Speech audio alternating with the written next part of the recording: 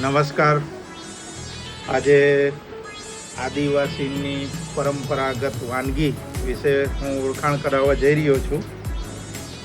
જ્યારે કોઈ મહેમાન આવતા હોય છે ત્યારે આદિવાસી વિસ્તારમાં મહેમાનોનું સ્વાગત માટે, એમના જમણ માટે એક પરંપરાગત વાનગી બનાવવામાં આવે છે. એ વાનગી ચોખાના લોટમાંથી બનાવવામાં આવે છે. 3 પ્રકારની વાનગી છે.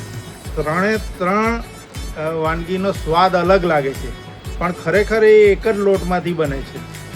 તો આપને બતાવવા જઈ રહ્યો છું. સૌપ્રથમ આ પરિચય કરાવીશ. આ જે સેવ જેવું પાડવામાં આવે છે મશીનથી, આને ઊનો માંડો કહે છે.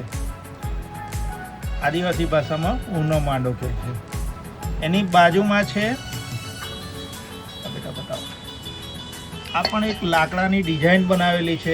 એક ડાઈ કહેવાય છે, અને એ ડાઈમાં આને પ્રેસ કરવામાં આવે છે. એક સરસ મજાની ડિઝાઇન પણ તમને દેખાશે. આ માંડાને ઠોકાલીઓ માંડો કહે છે. ઠોકાલીઓ એટલે દબાવેલું, ઠોકેલું, ઠોકાલીઓ માંડો કહેવામાં આવે છે. એની બાજુમાં હાથ બનાવટનું અને એ હાથથી દબાવેલું માંડો છે, એને વાંકડો માંડો કહેવામાં આવે છે.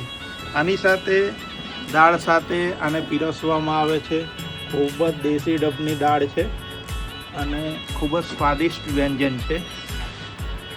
આને જે તુવરની કરાઠી, તુવરનો જે વેસ્ટ થયેલો ભાગ છે તેની કરાઠી નીચે મૂકવામાં આવે છે અને એમાં પાણી મૂકે છે ને એની ઉપર આ રીતે માંડા ગોઠવવામાં આવે છે અને લગભગ અડધો પોણો કલાક જેટલું બાફવામાં આવે છે.